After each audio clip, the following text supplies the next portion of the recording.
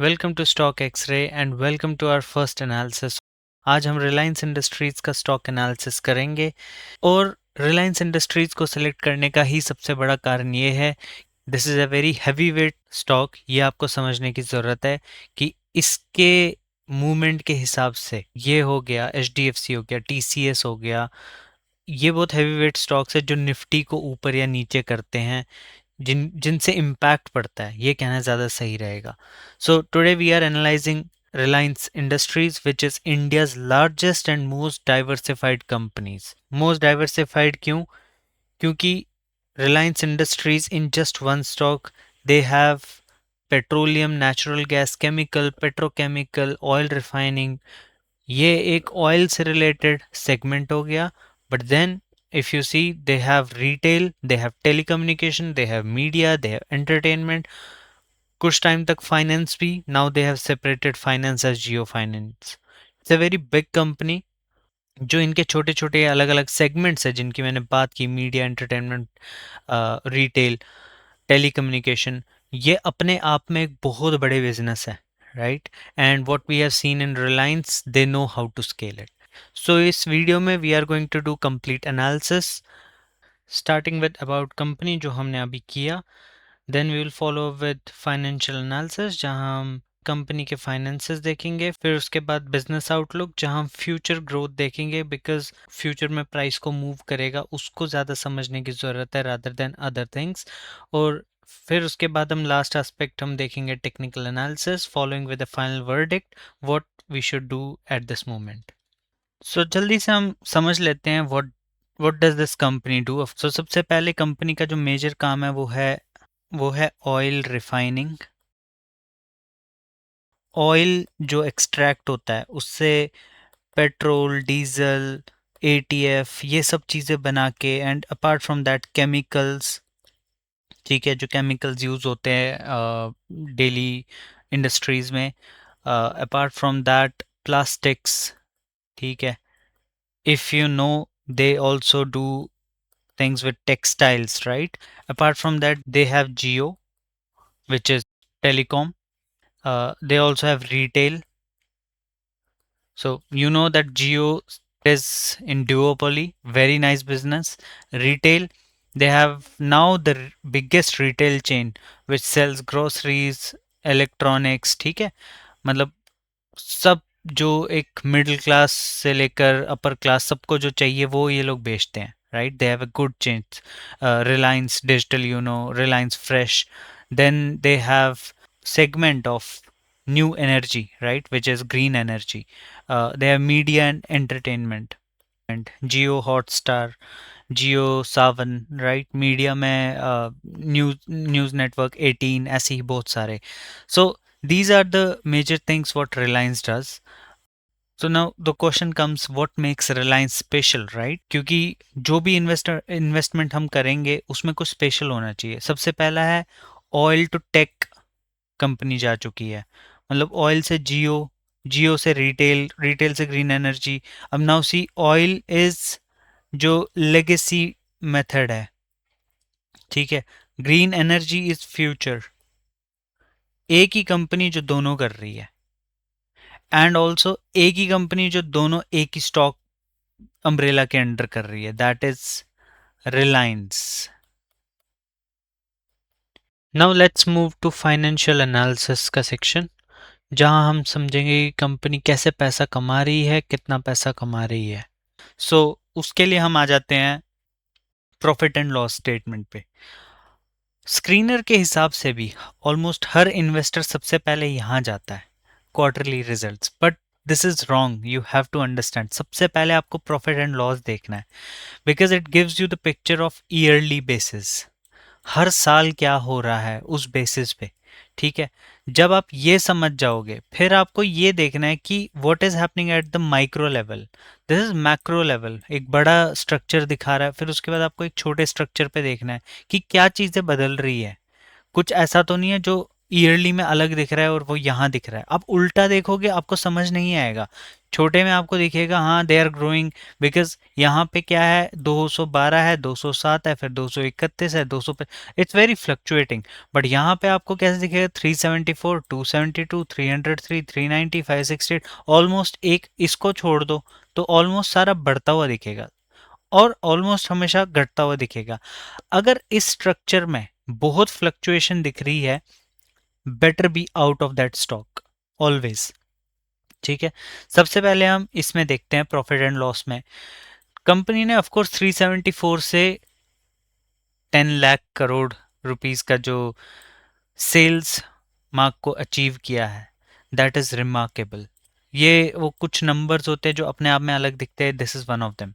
सो company ने almost हर year, इस ईयर को छोड़ के, यहाँ डिप आया 2016 था, now we don't need to care कि क्यों आया था, बट उधर से फिर कंपनी ने बिल्कुल टर्न अराउंड किया है, कंटिन्यू ग्रो होती गई है। यहाँ कोविड था so we can ignore, and then you see the company has continuously growed. As sales growth अगर हम ईयर ऑन ईयर देखें तो it is almost positive at every year. ठीक है, फिर उसके बाद आया है एक्सपेंसेस। एक्सपेंसेस में जब हम देखते हैं तो एक्सपेंसेस भी ग्रो हुए हैं। इसी चीज़ के बाद जब हम देखते हैं operating profit, operating profit 37,000 crore से लेकर 64,000, 89,000, 1 लाख करोड़, 160, 165, सो ये भी ग्रो होता हुआ हमेशा हमेशा दिख रहा है। एंड ऑपरेटिंग प्रॉफिट मार्जिन, अगर आपको ये तीन चीज़ों में कंफ्यूजन हो रही है, आप इसको देख लीजिए कि 10%, 15%, 17%, this is operating profit margin, है कि कितनी मार्जिन से कंपनी अपना काम अच्छे से कर रही है और प्रॉफिट कमा रही है। अगर 100 रुपये खर्च रही है तो कितना कमा रही है, तो उसमें 17 रुपये कमा रही है। देखने सुनने में बहुत कम लगता है, when you talk in 1000 crore, तो ये बहुत बड़ी चीज़ हो जाती है।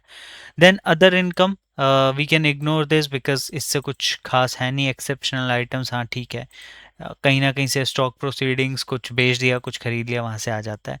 इंटरेस्ट भी कंपनी कॉन्स्टेंटली सही दे रही है, we will see in balance sheet क्या हिसाब है, क्या बोरोइंग्स ज़्यादा है।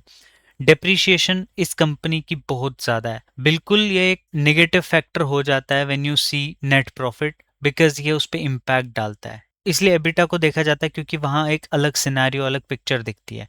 वैसे जो स्मार्ट इन्वेस्टर्स होते हैं वो डेप्रिशिएशन और प्रॉफिट बिफोर टैक्स दोनों को कंबाइन करके चलते हैं। सो यहाँ पे 150, यहाँ पे 170, यहाँ पे 150, यहाँ पे 130 करते हैं, क्योंकि डेप्रिशिएशन जो होता है वो कभी भी ऐसा नहीं होता है कि वो कुछ खर्चा किया जा रहा है। सो फॉर एग्जांपल जिस मोबाइल से आप देख रहे हैं, मान लीजिए आपने 15,000 रुपये का खरीदा है, तो आप इसको ऑलमोस्ट एवरेज 5 साल चलाएंगे तो आपका हर साल का खर्चा वो 3,000 दिखाना पड़ेगा आपको कि इस चीज़ की वैल्यू 3,000 रुपये कम हो रही है, so that is a loss, right? Appreciation नहीं हो रहा है उसमें। सो this is something what usually investors miss. ठीक है, देन कम्स नेट प्रॉफिट जो 23,000 करोड़ से बढ़कर स्लोली आप देखोगे ये 95,000 करोड़ तक पहुंच गया, which is a very good thing. Now इस प्रॉफिट लॉस से हमको एक चीज़ दिख रही है कि जो ग्रोथ है वो यहाँ पे बहुत तेज होती गई, लेकिन यहाँ पे जाके स्टैग्नेंट हो गई। ठीक है, और इसी चीज़ को अब हम क्वार्टरली रिजल्ट्स में देखते हैं। मार्च 2023 में 212 था, मार्च 2024 में 236, 261, 294, बट जून दो 2023 में 207, 231, 243, ऐसी सितंबर 231, 231, 254। सो जो कंपनी की सेल्स थी वो यहाँ पे बढ़ती हुई तो दिख रही है क्वार्टर ऑन क्वार्टर, हमेशा मार्च को मार्च से कंपेयर करो, जून को जून से, सितंबर को सितंबर से।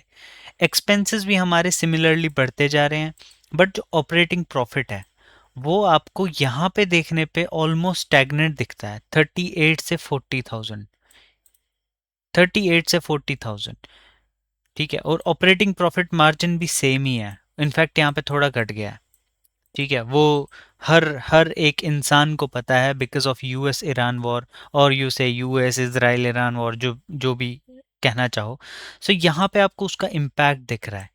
ठीक है, सिमिलरली उसी चीज़ का इम्पैक्ट आपको प्रॉफिट, नेट प्रॉफिट पे भी दिख रहा है। एग्जैक्टली 20,000 फॉर लास्ट 3 ईयर्स तक आपका जो नेट प्रॉफिट है वो सेम है। इसका रीजन क्या है? नाउ अब आपको ये यहाँ पे नहीं दिख रहा है, यहाँ पे आपको दिख रहा है 65 से 79 हो गया, बट आप जब यहाँ देख रहे हो तब आपको समझ आ रहा है कि किस रीजन से ये कॉन्स्टेंटली 20,000 है। अब आपको यहाँ पे ये दिख रहा है कि एक 30,000 हो गया, उस वजह से यहाँ ये स्पाइक आया, बट ये 30,000 क्यों आया है? क्योंकि अदर इनकम की वजह से आया है। अदर इनकम यूजुअली इग्नोर किए जाते हैं क्योंकि ये वंस इन अ केस है, कभी कुछ हुआ तब। जब इसको हटा दोगे तो ये फिर 20,000 आ जाएगा। सो this is a very remarkable thing what आपको देखनी है एक स्टॉक एनालिसिस में। और इसको समझने के लिए हमको इस कंपनी का जो सेगमेंट वाइज है एनालिसिस वो करना पड़ेगा। ठीक है, जब हम यहाँ देखते हैं प्रोडक्ट वाइज ब्रेकअप, तो ऑयल टू केमिकल जो कंपनी बिजनेस कर रही है दैट इज 50%। दैट मीन्स हर 100 रुपए में से 50 रुपए कंपनी इस चीज से रेवेन्यू जनरेट कर रही है। सिमिलरली ऑयल एंड गैस, ये दोनों कहीं ना कहीं एक दूसरे से मिलते जुलते हैं। सो ऑयल एंड गैस से ऑलमोस्ट 53% के करीब कंपनी रेवेन्यू जनरेट कर रही है। Digital services 13%। And organised retail जो आपने सुना होगा, रिलायंस ट्रेंड्स हो गया, स्मार्ट हो गया, ठीक है, स्मार्ट बाज़ार हो गया, एक रिलायंस स्मार्ट आता है, एक रिलायंस स्मार्ट बाज़ार आता है, ठीक है, रिलायंस फ्रेश हो गया, ठीक है, ऐसे बहुत सारे स्टोर्स जो ऑर्गेनाइज्ड रिटेल का पार्ट। डिजिटल सर्विसेज का जियो हो गया, सबसे मेजरली जियो, इसको हम आगे समझेंगे। सो ऑलमोस्ट कंपनी 50 भी नहीं कहूंगा मैं, 53% तरीके में सेपरेटेड है, जिसमें सबसे majority of stuff oil and chemicals है, that is petrol refining basically. Now जब हम प्रोडक्ट वाइज ब्रेकअप की बात करें, जो ऑर्गेनाइज्ड रिटेल है उसमें फैशन एंड लाइफस्टाइल 20% है, ग्रोसरीज 37 और consumer electronics 44। This is very robust because बहुत सप्लाई चेन ट्रस्ट है। आप एक बार हर बार आप कुछ भी खरीदोगे, आप एक बार को देखना पसंद करोगे कि मेरा फ्रिज कैसा दिख रहा है, टीवी कैसा दिख रहा है, उसका एक्सपीरियंस कैसा है, इसलिए अमेजन से इतना नहीं करोगे। फैशन एंड लाइफस्टाइल ऑलमोस्ट इन्होंने हर जगह ये बहुत अच्छे से टैप कर रखा है। एंड ग्रॉसरी, ये बहुत टैप्ड एंड अनटैप्ड मार्केट है। इन्होंने रिसेंटली बहुत सारे स्टोर्स भी क्लोज किए जो नॉन प्रॉफिटेबल थे। So it is also a bit refining business जहाँ भी काम चल रहा है। जब आप लोकेशन वाइज बोलते हो, क्योंकि लोकेशन वाइज अभी हम जब समझेंगे कंपनी का बिजनेस, तो लोकेशन वाइज में हमको समझना पड़ेगा कि इंडिया और रेस्ट ऑफ द वर्ल्ड का क्या फ़र्क पड़ता है। इंडिया इंडिया में खुद की जीडीपी का फैक्टर आ जाता है, हमारे यहाँ की इन्फ्लेशन का फैक्टर आ जाता है। रेस्ट ऑफ द वर्ल्ड में तो डॉलर, जियो पॉलिटिक्स, वहाँ की लोकल रेगुलेशन है कंट्री की, उसका फर्क आ जाता है। सो इट इज़ 36 और 64, 36%, इसलिए उसका इम्पैक्ट भी बहुत बड़ा होता है। ये हमेशा ध्यान रखने की ज़रूरत है, उसका इम्पैक्ट भी बहुत बड़ा होता है। ठीक है, पर हाँ, उससे डॉलर रेवेन्यू आता है, उससे एक्सपोजर मिलता है कंपनी को बाहर के बिजनेसेस का, वो ज़्यादा एक्विजिशंस भी कर पाती है। सो इसका इम्पैक्ट पॉजिटिव और नेगेटिव दोनों आते हैं। ऑपरेटिंग प्रॉफिट जो कंपनी का आ रहा है, जो हमें ये चीज़ दिखा रहा है क्वार्टरली रिजल्ट्स में कि भाई ये हर वक्त 20,000 पे ही क्यों अटका है। If you see, oil to chemical जो है वो 30% के करीब आ रहा है, और मैं इसी में ये भी जोड़ दूंगा 30 प्लस ऑलमोस्ट 9%, मतलब मोटा मोटा इसको 40% लगा लो, 40% इनका ऑयल से बिजनेस आ रहा है, राइट। और डिजिटल सर्विस से 40% आ रहा है, और रेस्ट से आप इन दोनों चीज़ों से मिला के 20% लगा लो। So this is the real scenario. Now ये जो 40% है, अगर आप थोड़ा भी जियो पॉलिटिक्स को थोड़ा ध्यान से सुनते हैं, समझते हैं, और यहाँ पे आपको समझ आएगा कि सारा प्रॉब्लम यहीं आ रहा है। इसमें जो रॉ मटेरियल है दैट इज क्रूड ऑयल, और क्रूड ऑयल को अगर हम देखें 2022 में, जब यहाँ पे यूक्रेन वॉर हुई तो ये स्पाइक अप हो गया। और जब ये हम देख रहे हैं, ये तब हुआ है जब अभी ईरान वॉर हुआ है। बिल्कुल आप देखेंगे यहाँ नीचे डेट, तो 2 मार्च से ये राइज होना शुरू हुआ है। नाउ ऑयल को कंपनी बाई करके रिफाइन करती है और फिर डोमेस्टिक और एक्सपोर्ट करती है। ये दो काम करती है। डोमेस्टिक में वो ये जो, क्योंकि ऑयल मान लीजिए 100 रुपए का आ रहा है, रिफाइन करने में 20 रुपए लगे, 120, तो अगर ये 130 में बेच रही है 10 रुपए का मार्जिन रख के, और बाहर 140 में बेच रही है 20 रुपए का मार्जिन रख के, बट प्रॉब्लम ये है जब 100 का 105 हो जाता है तो कंपनी इसको पास ऑन नहीं ज़्यादा कर पाती, इसलिए उनके प्रॉफिट मार्जिन हिट होते हैं जो हमको क्वार्टरली रिजल्ट्स में दिख रहे हैं। अब ऐसे सिनेरियोज में जब ऐसा कोई वॉर लाइक सिचुएशन आता है तो एक कंट्री की गवर्नमेंट कुछ एक्सपोर्ट ड्यूटीज़ लगाती है, जिनको विंडफॉल टैक्सेस भी कहते हैं। जहां आप कुछ भी एक्सपोर्ट करते हैं तो आपको एक टैक्स गवर्नमेंट को देना पड़ता है। बेसिकली ये वही जो 10 रुपए का एक्स्ट्रा मार्जिन एक्सपोर्ट पे था उसको कम करने के लिए, ताकि कंपनी कम से कम एक्सपोर्ट करे और ज़्यादा डोमेस्टिक रखे, ताकि with in the country energy बची रहे। अब इसका इम्पैक्ट कंपनी के प्रॉफिटेबिलिटी पे पड़ता है, मार्जिन्स पे पड़ता है, जिसको हम इस न्यूज़ से समझ सकते हैं। जैसे ये देखिए, government of India levies a SAED which was also known as windfall tax. ये पहले बहुत साल पहले सरकार ने हटा दिया था, बट अभी रिसेंटली ये वापस आ गया। 23 रुपए तक कर दिया था, बट अब वो फिर वापस घटा दिया है फ्रॉम जून। ठीक है, सो ये विंडफॉल टैक्स कंपनी को फिर यहाँ बेचने की जगह मजबूर करता है कि मैं डोमेस्टिक में ही बेचूं। क्यों? एक तो मैं बाहर बेचूं और उसमें भी प्रॉफिट ना कमाऊं, इससे बेस्ट मैं डोमेस्टिक में बेचूं। तो कहीं ना कहीं वो डोमेस्टिक को सेफगार्ड रखने के लिए eight the end of the day इस सारे स्ट्रक्चर में सिर्फ कंपनी ही अपना लॉस झेलती है। तो ये लॉस नहीं होता, ये बेसिकली मार्जिन कंप्रेशन हो जाता है। ठीक है, नाउ अब आप ये कहोगे कि भाई आप बोलते हो रिलायंस इतनी पुरानी कंपनी है, इतने इतने समझदार इसके प्रमोटर है, तो इससे दूर क्यों नहीं जा रहे? तो इससे दूर बिल्कुल जा रहे हैं, उसमें कोई दो राय नहीं है कि इससे दूर नहीं जाया जा रहा है। तभी आप यहाँ डिजिटल सर्विसेज देख रहे हो, तभी आप ऑर्गेनाइज्ड रिटेल देख रहे हो, तभी आप अदर्स देख रहे हो, और उन्हीं सब का प्रॉफिट जो है हमको यहाँ दिख रहा है। एक्सपेंसेस में मटेरियल कॉस्ट जो है वो बहुत स्टैग्नेंट रही है, और 65 कहीं ना कहीं इधर आप देखो 68 से 65 तक चली गई है, विच ऑफ कोर्स आपको अभी 65 दिख रहा है बिकॉज अभी तक जो रिलायंस थी वो रशियन क्रूड ऑयल खरीद रही थी, बट रीसेंट सैंक्शंस के बाद जब बिल्कुल फोर्स किया गया यूएस के थ्रू कि बिल्कुल ही नहीं लेना है, तो जाके उन्होंने लेना बंद किया है। ठीक है, जो इसका इम्पैक्ट है वो हमको नेक्स्ट क्वार्टर्स में या नेक्स्ट ईयर में फाइनेंशियल्स में दिखेगा। So this was one of the reasons जो इनके प्रॉफिट्स कम होते जा रहे हैं। So actually it's not profit कम होना, इट इज मार्जिन कम होना। नाउ O2C जो है, actually this is very cash rich business, right? इसमें बहुत पैसा आता है। स्लोली द मैनेजमेंट अंडरस्टूड कि हमको अलग जाना है, and I said they went to retail, they went to telecom and other sectors, right? हम ये क्यों नहीं कहते कि अगर मार्जिन यहाँ कम हुआ है तो यहाँ भी तो मार्जिन बढ़े हैं?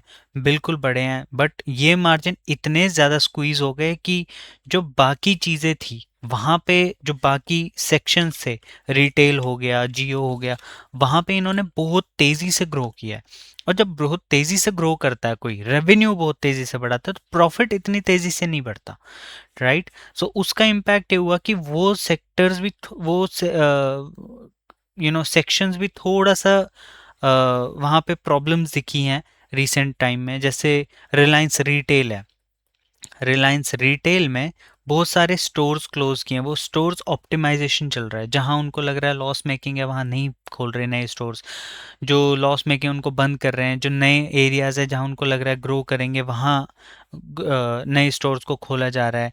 जो जियो है, जियो का अभी तक जो सिनेरियो था that was to increase subscribers, right? But now the real scenario is ARPU, average revenue per user. मतलब अगर कंपनी के पास 500 लोग हैं और 500 लोग 100 रुपए का रिचार्ज करते हैं, तो कंपनी 50,000 रुपये कमा रही है। बट कंपनी को ये अगर वो 1000 कर देगी तो क्या हो जाएगा, लाख कमा लेंगे। बट अगर कंपनी ने यही 500 से 150 कमवा लिया तो कंपनी सेम यूजर्स में ज्यादा पैसा कमाएगी, right. So this is the whole scenario, this is the whole picture of ARPU, right. Of course फिर वो 1000 को कर दे तो वो और ज़्यादा, वो 1.5 लाख रुपए कमाएगी। सो सब्सक्राइबर्स तो बढ़ते रहेंगे if you give the services, but साथ ही साथ कंपनी अब ARPU बढ़ा रही है। अंडरस्टैंड, रिलायंस का हर बिजनेस इन्वेस्टमेंट बिजनेस है, राइट। वो पहले इन्वेस्टमेंट मांगता है। जियो के ऐसा नहीं है वो पहले सिम बेच देंगे फिर वो टावर खड़े करेंगे, उन्हें पहले टावर खड़ा करना है। दैट्स वाई अगर आप यहाँ देखोगे इनका CWIP हमेशा 1 लाख करोड़, 1 लाख करोड़ के ऊपर ऊपर ही है, राइट। और 2-3 lakh crore, you understand, 3 lakh, 3.5 lakh. CWIP है क्या अगर आपको नहीं पता है, it is work in progress, right. New work in progress.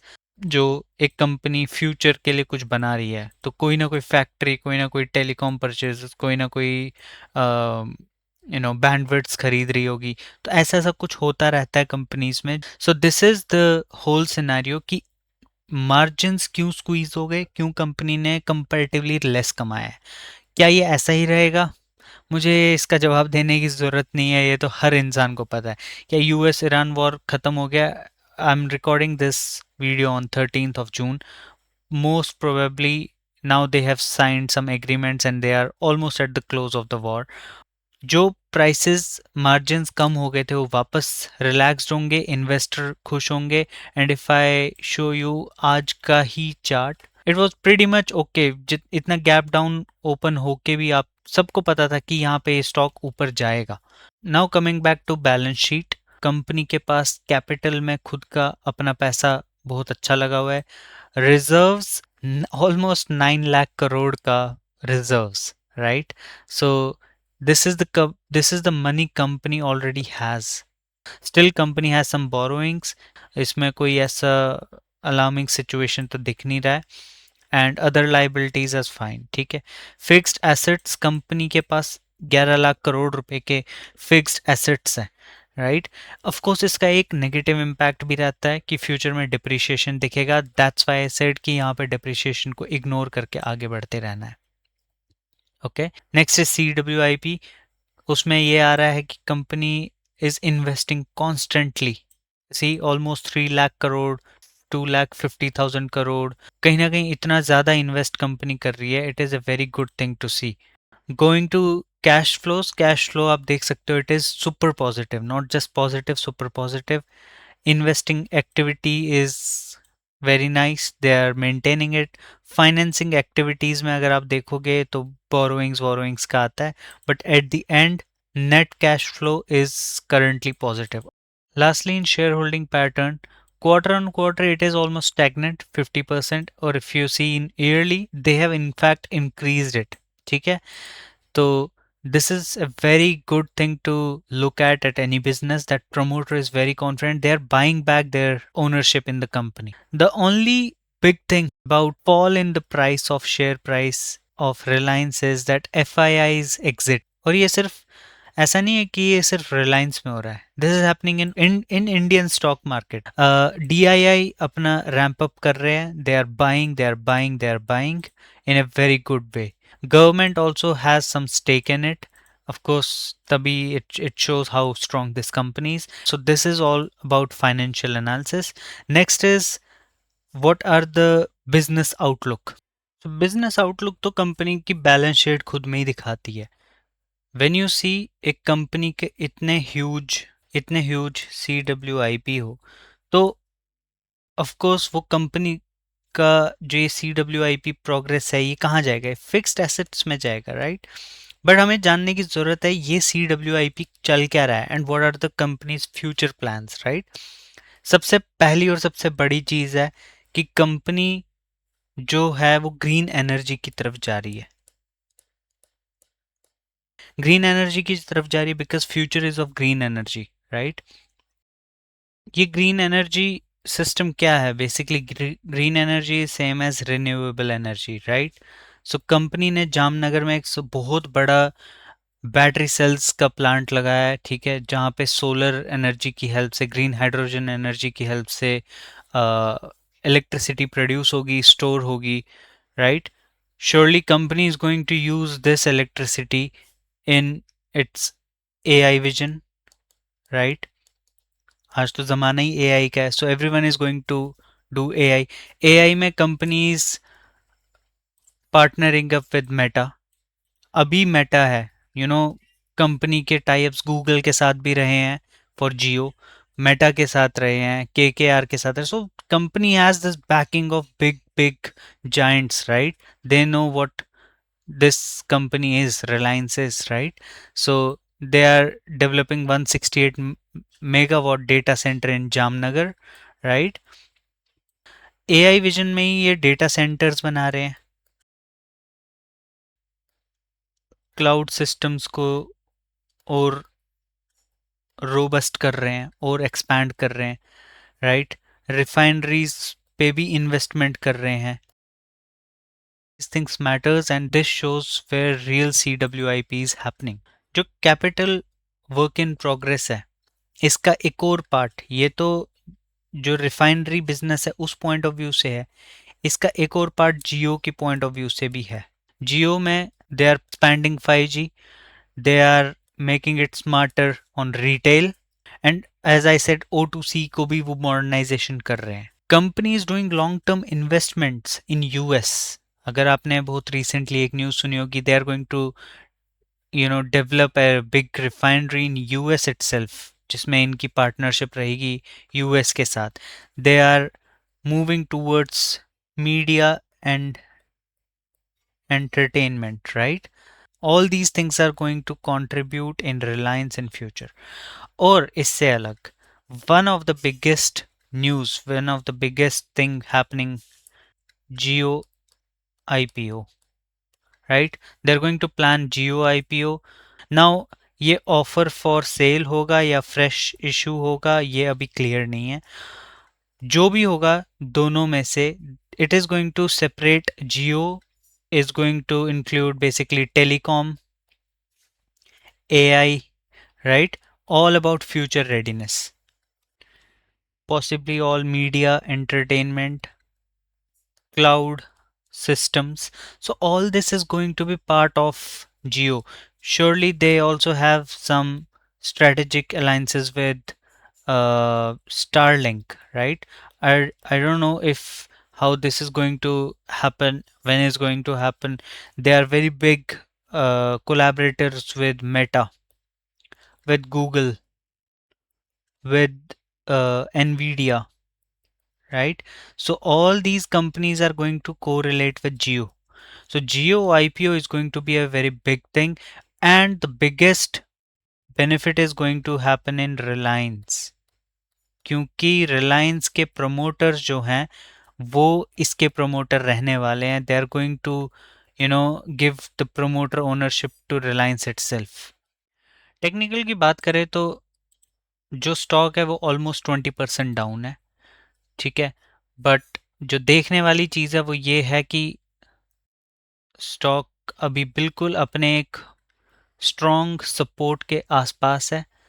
1293 पे ट्रेड कर रहे हैं, 1250 तक गया and 1208 is very strong and almost this region is very strong support. एक बहुत स्ट्रॉन्ग सपोर्ट ये भी है जहाँ से दो बार रेजिस्टेंस ले चुका है और ऑलमोस्ट इसी रेंज के बीच में लास्ट ईयर जनवरी 2025 में स्टॉक घूमता रहा. एक ड्रॉप डाउन लेके ऊपर आया है, फिर हाई मारा है, फिर अभी नीचे आया because of the war pressure. उसके बाद से स्टॉक के कुछ बुरे दिन आ गए जहां ये बिल्कुल इस सपोर्ट तक आ गया. अगर हम छोटे टाइम फ्रेम की बात करें डेली में, तो डेली में बिल्कुल सेम पिक्चर दिखती है, ठीक है. कहीं ना कहीं जो मेरा परसेप्शन है, and of course it is my perception, please do not consider this as buy sell call. जो हमने बिजनेस आउटलुक की बात की है उसको समझ के, और जो करंट अभी चार्ट पैटर्न्स बन रहे हैं, अगर आप इसको ऐसे समझे कि ये एक बहुत स्ट्रॉन्ग रेजिस्टेंस है जहां अभी काइंड ऑफ मार्केट हाई बना था, उस पे अगर आप देखें तो ये बहुत ही आराम से एक डब्ल्यू पैटर्न बनता हुआ दिख रहा है. या आप इसको डब्ल्यू पैटर्न बोल दीजिए अगर आप बहुत कंजर्वेटिव है, ठीक है। और अगर आप एक और पैटर्न देखें, cup with handle pattern, right, जिस केस में दोनों के सिनेरियो में जो टेक्निकल टारगेट बनता है वो कहीं ना कहीं बॉटम से लेकर टॉप बनता है। और अगर इसी को हम ऊपर प्लेस कर दे तो ये स्टॉक ऑलमोस्ट 2000 का एक मार्क अचीव कर सकता है, if all the things happen in the right way. So final verdict में हमारी यही अंडरस्टैंडिंग रहेगी कि ये स्टॉक एक अच्छा रिटर्न देने की कैपेबिलिटीज रखता है अगर जो भी हमने बिजनेस आउटलुक की बात की है और कंपनी के फ्यूचर प्लान्स हैं, अगर वो सब बिल्कुल सही तरीके से एग्जीक्यूट हो तो कुछ टाइम लेके ये स्टॉक ज़रूर एक अच्छा रिटर्न देने की कैपेबिलिटीज रखता है। बट आप हमेशा अपनी इन्वेस्टमेंट खुद के एनालिसिस से करिए, क्योंकि कोई भी बाई सेल कॉल, ये हमेशा याद रखिए, वो आपके लिए नहीं है, वो उनके लिए है जो वो कॉल खुद दे रहे हैं, क्योंकि वो खुद वो पोजीशन बना के बैठे हैं। ये था हमारा रिलायंस का एनालिसिस। मिलते हैं बहुत जल्दी एक और नए स्टॉक के एनालिसिस के साथ। तब तक के लिए गुड बाय।